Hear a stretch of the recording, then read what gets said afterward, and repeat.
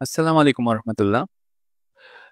মেডিসিনের গেটওয়ে হিসেবে যদি আমরা কোনো সাবজেক্টের নাম চিন্তা করি তা হলো ফিজিওলজি। একজন এফিশিয়েন্ট ক্লিনিশিয়ান হতে হলে আমাদের ফিজিওলজি সম্বন্ধে একটি ক্লিয়ার কনসেপশন থাকা জরুরি। এই লক্ষ্যে আমরা ক্লিনিক্যালাইজ চেষ্টা করছি কিছু মডিউল এবং ইলাস্ট্রেশনের মাধ্যমে ফিজিওলজির টপিকগুলোকে আরেকটু ক্লিয়ারলি রিপ্রেজেন্ট করা। তাই এই লক্ষ্যে আমাদের আজকের প্রথম ক্লাস বা প্রথম টপিক হোমিওস্ট্যাসিস উপস্থাপন করতে যাচ্ছি আমি মাহিদ তানজিম, কুমিল্লা মেডিকেল কলেজ 30তম ব্যাচ। হোমিওস্ট্যাসিস নিয়ে আলোচনা করার আগে আমাদের বডি ফ্লুইড এর কিছু বিষয় জানা দরকার। বডি ফ্লুইড একজন হেলদি ইন্ডিভিজুয়ালের টোটাল বডি ওয়েটের প্রায় 60% হলো তার বডি ফ্লুইড। সো একজন ইন্ডিভিজুয়ালের যদি বডি ওয়েট হয় 70 কেজি, তাহলে তার টোটাল বডি ফ্লুইড হবে 0.6 into 70 KG or 42 KG or 42 litre. তাহলে এই 42 লিটার বডি ফ্লুইডের মধ্যে আবার 1/3 হলো এক্সট্রাসেলুলার ফ্লুইড নেমলি সিএফ এবং 2/3 হলো intracellular fluid namely ICF. ICF হলো সেই ফ্লুইডটা যেটা সেলের ভেতরে থাকে এবং ইসিএফ হলো সেলের বাইরে থাকে। এবং আমরা জানি আমাদের বডিতে টোটাল 100 ট্রিলিয়ন সেল আছে এবং এই সেলগুলো নিজেদের মধ্যে অর্গানাইজড হয়ে ফার্স্ট অফ অল টিস্যু তৈরি করে এবং টিস্যুগুলো নিজেদের মধ্যে অর্গানাইজড হয়ে অর্গান তৈরি করে এন্ড কিছু অর্গান নিজেদের মধ্যে মিলে একটা সিস্টেম তৈরি করে। এবং বেসিক্যালি হিউম্যান বডি হচ্ছে কিছু সিস্টেমের মধ্যে একটা কোঅর্ডিনেশন বা কিছু সিস্টেমের সমন্বয়। আর এর প্রত্যেকটা সিস্টেম প্রপারলি ফাংশন করার কারণে আমরা সুস্থ বা হেলদি থাকতে পারি। আর এই লক্ষ্যে একটা সিস্টেমকে যদি প্রপারলি ফাংশন করতে হয়, তার স্ট্রাকচারাল অ্যান্ড ফাংশনাল ইউনিট সেলকেও প্রপারলি ফাংশন করতে হবে। এখন একটা সেলকে যদি প্রপারলি ফাংশন করতে হয়, তাহলে তার মধ্যে continuous nutrition, oxygen and different kind of আয়নে সাপ্লাইয়ের প্রয়োজন। এখন আমরা জানি আমাদের বডিতে নিউট্রিশন এবং অক্সিজেন সাপ্লাই কোথা থেকে আসে। বেসিক্যালি আমাদের গ্যাস্ট্রোইন্টেস্টাইনাল সিস্টেম এবং রেসপিরেটরি সিস্টেমের মাধ্যমে নিউট্রিয়েন্টস এন্ড অক্সিজেন আমাদের সেলগুলোতে আসে। কিভাবে আসে? Through circulatory system namely blood. ঠিক আছে, তার মানে ব্লাডের মাধ্যমে আমাদের সার্কুলেশন থেকে বিভিন্ন ধরনের নিউট্রিয়েন্টস এবং অক্সিজেন সেলের মধ্যে আসে। এবং এই ব্লাড হলো বেসিক্যালি ইসিএফ এরই একটা কম্পোনেন্ট। ঠিক আছে, ব্লাড হলো ইসিএফ এর একটা কম্পোনেন্ট। তার মানে আমরা বুঝতে পারছি ইসিএফ হলো বেসিক্যালি সেলগুলোর জন্য একটা ইন্টারনাল এনভায়রনমেন্ট বা একটা নিউট্রিশনের একটা সোর্স, যেখান থেকে সে কন্টিনিউয়াসলি নিউট্রিশন এবং অক্সিজেন পাচ্ছে, যার কারণে ইসিএফ কে বলা হয় internal environment of the body or milieu interior. এটা হচ্ছে আমাদের রিটেনের জন্য একটি ইম্পর্টেন্ট কোয়েশ্চেন, যেটা আমরা পরবর্তীতে আবারও আলোচনা করব। এখন আসো ইসিএফ এর কম্পোনেন্ট গুলো সম্বন্ধে। একটা ইসিএফ এ কি কি থাকে? ইসিএফ বেসিক্যালি কোনগুলো থাকবে? বেসিক্যালি নিউট্রিয়েন্টস, অক্সিজেন এবং ডিফারেন্ট কাইন্ড অফ আয়নের মিক্সচার থাকবে, যেটা আমাদের সেলের ফাংশন গুলোকে প্রপারলি রান করার জন্য জরুরি। তাহলে ইসিএফ এর কনস্টিটিউয়েন্ট গুলো হলো, এখানে একটি টেবিলের মধ্যে বিভিন্ন ধরনের কনস্টিটিউয়েন্ট গুলো দেওয়া আছে এবং তাদের নর্মাল রেঞ্জও এখানে দেওয়া আছে। আর ইসিএফ এর কনস্টিটিউয়েন্ট গুলোর নর্মাল রেঞ্জে থাকাটা খুবই জরুরি, কারণ এটি একটা সেলের প্রপারলি ফাংশন করার জন্য জরুরি। এখন আমাদের বডি বা বডি সিস্টেমগুলো সবসময় ট্রাই করে যাতে ইসিএফ এর এই কনস্টিটিউয়েন্ট গুলো নর্মাল রেঞ্জের মধ্যে থাকে, কারণ এটা যদি নর্মাল রেঞ্জ থেকে ডিটোরিয়েট করে তখন আমাদের বেসিক্যালি ডিজিজ প্রোগ্রেশন শুরু হয়। সো তাহলে ইসিএফ এর কনস্টিটিউয়েন্ট গুলোকে নর্মাল রেঞ্জে রাখতে কাজ করছে কারা? বেসিক্যালি আমাদের বডির ফাংশনাল সিস্টেম বা কন্ট্রোল সিস্টেম। এখন আমাদের বডির ফাংশনাল সিস্টেম কি কি আছে? বেসিক্যালি ট্রান্সপোর্টেশনের জন্য আমাদের কাজ করছে ব্লাড সার্কুলেটরি সিস্টেম, এবং আমাদের বডিতে কন্টিনিউয়াস নিউট্রিশন এন্ড অক্সিজেন সাপ্লাইয়ের জন্য কাজ করছে গ্যাস্ট্রোইন্টেস্টাইনাল সিস্টেম আর রেসপিরেটরি সিস্টেম। এন্ড আমাদের বডিতে মেটাবলিজমের দরুন প্রতিনিয়ত তৈরি হওয়া মেটাবলিক ওয়েস্ট প্রোডাক্টগুলোর এক্সপালশনের জন্য বা এক্সক্রিশনের জন্য কাজ করছে কিডনি আর লাংস। এছাড়া আমাদের বডিতে যতগুলো সিস্টেম আছে এদের মধ্যে একটা সমন্বয় বা কোঅর্ডিনেশন করছে আমাদের nervous system and endocrine system আর হরমোনাল সিস্টেম। আমাদের পরবর্তী প্রশ্ন হলো কিভাবে আমাদের ফাংশনাল সিস্টেমগুলো ইসিএফ এর কনস্টিটিউয়েন্ট গুলো নর্মাল রেঞ্জটা মেনটেন করছে। ঠিক আছে, কারণ আমাদের কন্টিনিউয়াসলি বিভিন্ন কারণে এই নর্মাল রেঞ্জ থেকে ডিটোরিয়েট করবে। ঠিক আছে, এই কনস্টিটিউয়েন্ট গুলো নর্মাল রেঞ্জটা কন্টিনিউয়াসলি ডিটোরিয়েট করছে, কিন্তু এরপরেও আমাদের ফাংশনাল সিস্টেম সবসময় কনস্টিটিউয়েন্টগুলোর নর্মাল রেঞ্জটাকে মেনটেন করে যাচ্ছে, ঠিক আছে? এই যে মেনটেনেন্স, এইটাই হলো বেসিক্যালি হোমিওস্ট্যাসিস, ঠিক আছে? তো হোমিওস্ট্যাসিস বিষয়টা কি? সো হোমিওস্ট্যাসিস হলো the maintenance of nearly constant condition in the internal environment. আমরা ইতোপূর্বে জেনেছি ইন্টারনাল এনভায়রনমেন্ট হলো আমাদের ইসিএফ, এবং নিয়ারলি কনস্ট্যান্ট কন্ডিশন বলতে বোঝায় ইসিএফ এর কনস্টিটিউয়েন্টগুলোর নর্মাল রেঞ্জের মধ্যে থাকা, ঠিক আছে? এবং বিষয়টাকে মেনটেন করার নামই হলো হোমিওস্ট্যাসিস। সো এই হোমিওস্ট্যাসিস মেনটেন করছে কারা? আমাদের বডির ফাংশনাল সিস্টেম, ঠিক আছে? এর পরবর্তী কোশ্চেন আসতে পারে যে আমাদের বডির ফাংশনাল সিস্টেম কিভাবে হোমিওস্ট্যাসিস মেনটেন করছে, ঠিক আছে? কোনো কারণে যদি নর্মাল রেঞ্জ থেকে ডিটোরিয়েট করে, তাহলে কিভাবে আবারও নর্মাল রেঞ্জে কনস্টিটিউয়েন্টটাকে নিয়ে আসছে, ঠিক আছে? তো এই মেকানিজম বা এই প্রসেসটার নামই হলো ফিডব্যাক মেকানিজম, ঠিক আছে? আমাদের বেসিক্যালি যেটা লাগবে যে feedback mechanism, what is feedback mechanism and what are the types of feedback mechanism, component of feedback mechanism, এই সম্বন্ধে আমাদের এক্সামের জন্য আমাদের দরকার। তাহলে আমরা একটা এক্সাম্পলের মাধ্যমে ফিডব্যাক মেকানিজমটা কিছুটা বুঝে আসি। এখন ধরো আমরা জানি আমাদের নর্মাল ব্লাড গ্লুকোজ লেভেল হচ্ছে 75 to 95 মিলিগ্রাম পার ডিএল। এখন কোনো কারণে তুমি যদি অনেক বেশি সুইট কিংবা ডেজার্ট আইটেম কনজাম্পশন করো, তো খুব স্বাভাবিকভাবে কিছুক্ষণের মধ্যে তোমার ব্লাড গ্লুকোজ লেভেল ইনক্রিজ করবে, ঠিক আছে? তো ধরো নর্মাল থেকে ইনক্রিজ করে তোমার ব্লাড গ্লুকোজ লেভেল এসে দাঁড়ালো 130 মিলিগ্রাম পার ডিএল। তাহলে এটা যেহেতু আমাদের নর্মাল রেঞ্জ না, তাহলে আমাদের বডির ফাংশনাল সিস্টেম চেষ্টা করবে এটাকে আবারও নর্মাল রেঞ্জে নিয়ে আসতে, এবং এক্ষেত্রে কাজ করবে আমাদের বডির প্যানক্রিয়াস, ঠিক আছে? তো প্যানক্রিয়াস কি করবে? এই রাইজিং ব্লাড গ্লুকোজ লেভেল এটাকে ডিটেক্ট করবে হলো আমাদের প্যানক্রিয়াসে থাকা বিটা সেলে রিসেপ্টর, ঠিক আছে? তো beta cell increasing blood glucose লেভেলটাকে ডিটেক্ট করলো, এবং এর রেসপন্সে সে ইনসুলিন সিক্রেট করবে। এবং ইনসুলিনের ফাংশন কি? বেসিক্যালি ইনসুলিনের উপস্থিতিতে সার্কুলেশন থেকে গ্লুকোজ সেলের ভিতরে এন্টার করে, গ্লুকোজ সেলের ভিতরে এন্টার করবে, এবং এই এন্টার হওয়া গ্লুকোজ আবার গ্লাইকোজেনে কনভার্ট করবে, এবং এই গ্লাইকোজেনে কনভার্সন হওয়ার প্রসেসটার নাম হলো গ্লাইকোজেনেসিস।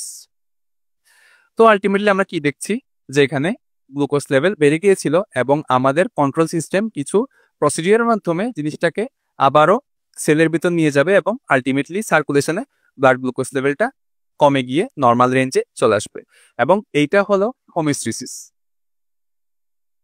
তাহলে এখানে অপোজিট বিষয়টা হতে পারে যে ধরো কোনো কারণে অনেকক্ষণ ধরে ফাস্টিং কন্ডিশনে থাকার কারণে আমাদের ব্লাড গ্লুকোজ লেভেলটা ড্রপ করলো, কথার কথা 60 মিলিগ্রাম পার ডিএল নেমে আসলে, যেটা নর্মাল রেঞ্জ থেকে কম। তাহলে এই ডিক্রিজিং ব্লাড গ্লুকোজ লেভেল বা ফলিং ব্লাড গ্লুকোজ লেভেলটা ডিটেক্ট করবে প্যানক্রিয়াসে থাকা আলফা সেল, এবং এর রেসপন্সে সে গ্লুকাগন রিলিজ করবে, যেটার ফাংশন ইনসুলিনের কমপ্লিটলি অপোজিট। এখানে কি হবে? গ্লুকাগনের প্রভাবে সেল থেকে গ্লুকোজ সার্কুলেশনে চলে আসবে, এভাবে গ্লুকোজ লেভেলটা আবারও বেড়ে গিয়ে নর্মাল রেঞ্জে চলে আসবে, ঠিক আছে?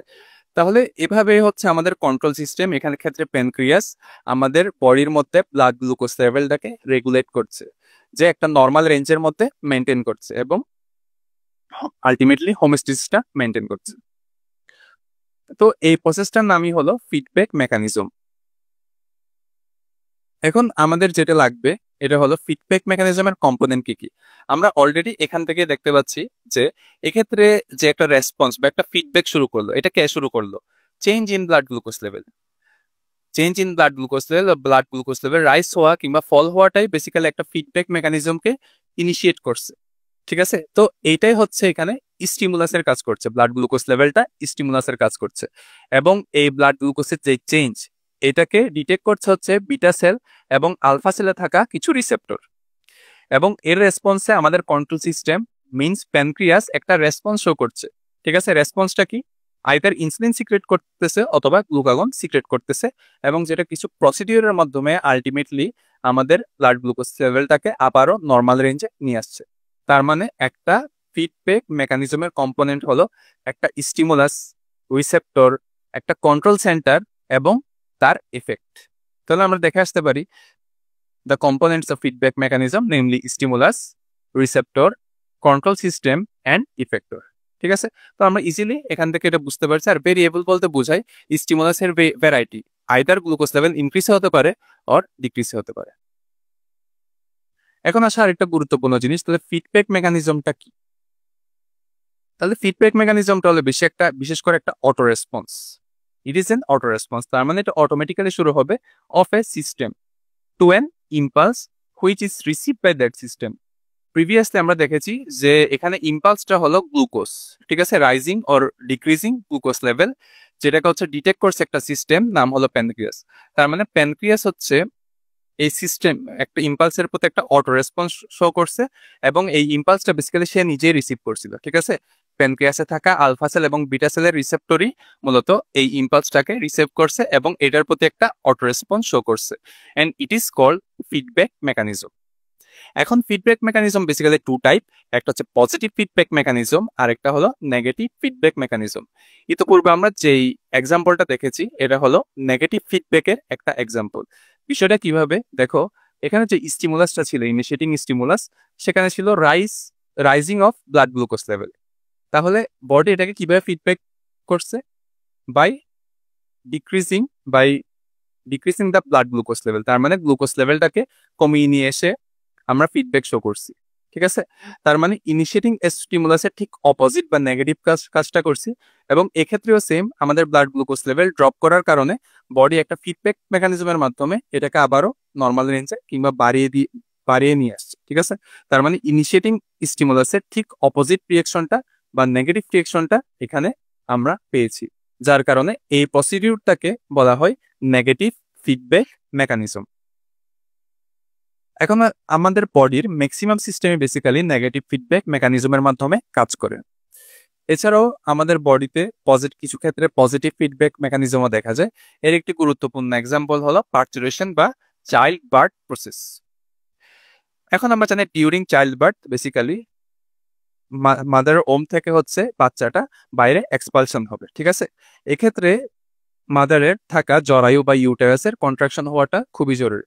তার মানে এই পার্চুরেশন প্রসিডিউরটাকে সাকসেসফুল করার জন্য ইউটেরাসের কন্ট্রাকশন হওয়াটা জরুরি। তো যার জন্য ডিউরিং ডেলিভারি প্রসেস দেখা যাচ্ছে এখানে বাচ্চার হেড এখানে ইউটেরাসের সার্ভিক্সকে স্ট্রেচ করছে বা এখানে এক ধরনের প্রেসার এক্সারশন করছে, যার কারণে সার্ভিক্সে থাকা স্ট্রেচ রিসেপ্টরগুলো স্টিমুলেট হয়ে একটা সিগন্যাল পাঠিয়ে দিবে ব্রেইনে। এখন ব্রেইনে থাকা পোস্টেরিয়র পিটুইটারি থেকে আমাদের অক্সিটোসিন হরমোন রিলিজ হবে এবং অক্সিটোসিনই বেসিক্যালি ইউটেরাসের কন্ট্রাকশনটা করবে। তো এক্ষেত্রে দেখা যাচ্ছে কন্ট্রাকশনের ফলে বাচ্চাটা এক্সপালশনের দিকে যাচ্ছে, ঠিক আছে। তো এই এক্সপালশনের সময় দেখা যাচ্ছে সার্ভিক্সে আরো বেশি স্ট্রেচ করছে, ঠিক আছে। তো এই স্ট্রেচের রেসপন্সে আবারও একটা সিগন্যাল ব্রেনে যাবে এবং আরো বেশি অক্সিটোসিন রিলিজ হবে এবং আরো বেশি ইউটেরাস কন্ট্রাকশন হবে। এভাবে কন্টিনিউয়াস ইউটেরাস কন্ট্রাকশনের ফলে এক পর্যায়ে বেবি এবং তার সাথে প্লাসেন্টাটাও এক্সপালশন হয়ে যাবে, ঠিক আছে। আর আলটিমেটলি পার্চুরেশন প্রসেসটা সাকসেসফুল হবে। তাহলে এক্ষেত্রে আমরা যেটা দেখতেছি ইনিশিয়েটিং স্টিমুলাস, যেখানে হচ্ছে সার্ভিক্সের স্ট্রেচ, এটা যত বাড়ছে ইউটেরাসের কন্ট্রাকশনও তত বেড়ে যাচ্ছে, ঠিক আছে। তার মানে initiating stimulus is more than the same, ঠিক আছে। It is called positive feedback mechanism. তাহলে আমরা যদি একটু দেখি what is positive feedback mechanism. If the initiating stimulus বা এক্ষেত্রে সার্ভিক্সের stretch causes more than the same, তার মানে এর প্রভাবে ইউটেরাসের কন্ট্রাকশন আরো কন্টিনিউয়াসলি বেড়ে যাচ্ছে, and it is the example of positive feedback loop. এখন আসো আমাদের লাস্ট আরেকটা কথা, যে পজিটিভ ফিডব্যাক নিয়ে, যে positive feedback is called vicious cycle or মারণ চক্র। তো ভিশিয়াস সাইকেলটা বেসিক্যালি কিভাবে? আমরা জানি আমাদের বডির প্রত্যেকটা অর্গানেরই কন্টিনিউয়াস ব্লাড সাপ্লাইয়ের প্রয়োজন হয়, ঠিক আছে। তো এক্ষেত্রে যদি আমরা হার্টের কথা চিন্তা করি, হার্ট কন্টিনিউয়াসলি আমাদের বডির মধ্যে ব্লাড পাম্প করছে, ঠিক আছে। তো কোনো কারণে অ্যাক্সিডেন্টাল কিংবা হেমোরেজিক কারণে যদি আমাদের ব্লাড ভলিউম কমে যায়, ঠিক আছে, যার কারণে হার্টের মধ্যেও দেখা যাচ্ছে ব্লাড ভলিউম কমে যাওয়ার কারণে ব্লাড সাপ্লাই কমে গিয়েছে। তো ব্লাড সাপ্লাই কমে গেলে হার্টের অ্যাক্টিভিটি কমে যাবে এবং আলটিমেটলি কার্ডিয়াক আউটপুটও কমে যাবে, এবং কার্ডিয়াক আউটপুট কমে গেলে আলটিমেটলি ব্লাড প্রেশারও ফল করবে। এখন এই টোটাল প্রসিডিউরটা যদি পজিটিভ ফিডব্যাক লুপ ফলো করে, তার মানে আরো কন্টিনিউয়াসলি ব্লাড ভলিউম ড্রপ করতে থাকে, ঠিক আছে। তো হার্টের মধ্যে সার্কুলেশন বা ব্লাড সাপ্লাইও তত কমতে থাকবে এবং আলটিমেটলি দেখা যাবে এক পর্যায়ে বিষয়টা হার্ট ফেলিওর এবং শকের দিকে প্রোগ্রেস করবে এবং patient will ultimately lead to death. So positive feedback loop is also called vicious cycle. Lastly আমরা যেটা ডিসকাশন করি না এটা হচ্ছে নেগেটিভ ফিডব্যাকের ডেফিনেশন। তো আমরা ইতোপূর্বে যেই ব্লাড গ্লুকোজ লেভেলের রেগুলেশনটা দেখলাম, যেখানে হচ্ছে if some factor become excessive or deficient, আমরা দেখেছি সাম ফ্যাক্টর হিসেবে আছে গ্লুকোজ, যেটা কিছু কারণে বেড়ে গিয়েছিল এবং কিছু কারণে কমে গিয়েছিল। এক control system initiates negative feedback. Control system হিসেবে আমাদের কাজ করেছিল প্যানক্রিয়াস, যেটা একটা নেগেটিভ ফিডব্যাক মেকানিজমকে ইনিশিয়েট করছে। কিভাবে ইনিশিয়েট করছে? which consist of a series of changes that return the factors towards a certain mean value. এই ব্লাড গ্লুকোজ লেভেল চেঞ্জের রেসপন্সে প্যানক্রিয়াস একটা নেগেটিভ ফিডব্যাক লুপ ফলো করছে, যেটার মাধ্যমে সে ব্লাড গ্লুকোজ যখন বেড়ে গিয়েছিল তখন ইনসুলিন রিলিজ করে ব্লাড গ্লুকোজ লেভেলটাকে কমিয়ে দিয়েছে, এবং যখন ব্লাড গ্লুকোজ লেভেল কমে গিয়েছিল তখন গ্লুকাগন সিক্রেট করে ব্লাড গ্লুকোজ লেভেলটাকে আবারও বাড়িয়ে দিয়েছে। তার মানে আলটিমেটলি একটা ব্লাড গ্লুকোজ লেভেলকে নর্মাল ভ্যালুতে নিয়ে আসছে। কি জন্য নিয়ে আসছে? Thus to maintaining homeostasis. Homeostasis is called negative feedback mechanism. So আমরা যদি এক্সাম্পল দেখে ডেফিনিশন গুলো শিখি তাহলে বিষয়টা আমাদের জন্য আরেকটু ইজি হয়ে যায়। এখন লাস্টলি আমরা পজিটিভ অ্যান্ড নেগেটিভ ফিডব্যাকের কিছু এক্সাম্পল দেখে আসবো। এগুলো বেসিক্যালি আমাদের ভাইভা অ্যান্ড এমসিকিউ জন্য ইম্পর্টেন্ট। সো এটা তোমাদের জন্য কাজ ছিলাম যে তোমরা এগুলো শিখে পাশের এমসিকিউটা সলভ করবে। নেগেটিভ ফিডব্যাক ক্ষেত্রেও সেম, যে এক্সাম্পলগুলো তোমরা শিখে পাশের এমসিকিউটা সলভ করবে। অ্যান্ড লাস্টলি আমরা আলোচনা করতে চাই gain of A control system. তাহলে আমরা এতক্ষণ আলোচনা করে আসলাম যে একটা কন্ট্রোল সিস্টেম বেসিক্যালি আমাদের বডির মধ্যে হোমিওস্ট্যাসিস মেনটেনেন্সে কাজ করছে। তাহলে এখন কতটা এফিশিয়েন্টলি আমাদের কন্ট্রোল সিস্টেম কাজ করছে ওইটা বোঝার জন্য আমাদের বুঝতে হবে gain of A control system. For example, আমাদের নর্মাল ব্লাড প্রেশার হচ্ছে systolic 120 and diastolic 80 millimetre mercury. Suppose এই পেশেন্টের আমাদের কোনো কারণে ব্লাড প্রেশার বেড়ে গিয়ে দাঁড়িয়েছে 160/120। তাহলে নর্মাল রেঞ্জ থেকে ডিফারেন্সটা কোথায়? অ্যাকচুয়ালি নর্মাল রেঞ্জ থেকে ডিফারেন্সটা হলো প্রায় 40/40। তার মানে 40 মিলিমিটার মার্কারি এখানে নর্মাল রেঞ্জ থেকে বেশি, তার মানে এটা হচ্ছে এরর। ঠিক আছে, কোনো কারণে এখানে এরর দেখা গিয়েছে প্রায় 40 মিলিমিটার অফ মার্কারি। তাহলে এই যেহেতু আমাদের ব্লাড প্রেশার এখানে বেড়ে গেছে, তাহলে আমাদের বডির কন্ট্রোল সিস্টেম কি করবে? এই বিষয়টাকে আবারও নর্মাল রেঞ্জে নিয়ে আসার চেষ্টা করবে। ঠিক আছে, তো ধরো এই পেশেন্টার কন্ট্রোল সিস্টেম ব্লাড প্রেশারটাকে নিয়ে আসলো 130/90-তে 130/90-তে। ঠিক আছে, তো কারেকশন করলো কতটুকু? ডিটোরিয়েট করছে কত? 160 পর্যন্ত, এবং সে কারেকশন করছে 130 পর্যন্ত। তার মানে টোটাল কারেকশন হয়েছে 30 মিলিমিটার অফ মার্কারি। ঠিক আছে, এবং ডায়াস্টোলিকও ঠিক same 30 millimetre of mercury correction করছে। তার মানে আমাদের প্রবলেম হয়ে গেছিল যে 160/120 মিলিমিটার, এর হচ্ছে বডি সিস্টেম এটাকে কন্ট্রোল করে নিয়ে আসতে পারছে 130/90। তার মানে 30 মিলিমিটার মার্কারি কারেকশন করতে পারছে, অথচ এরর ছিল 40। তার মানে কমপ্লিটলি কারেক্ট করতে পারে না। ঠিক আছে, তো আমরা যদি এখন গেইন হিসাব করি, কারেকশন কত? 30 অ্যান্ড এরর ছিল 40। তার মানে 30/40 অ্যাপ্রক্সিমেটলি 0.7, আর এটাকে বলা যায় 70%। তার মানে আমরা বুঝতে পারছি যে এই পেশেন্টের কন্ট্রোল সিস্টেমের এফিকেসি হচ্ছে 70%। তার মানে সে কোনো একটা প্রবলেম হলে 70% মতো কারেকশন করতে পারে। ঠিক আছে,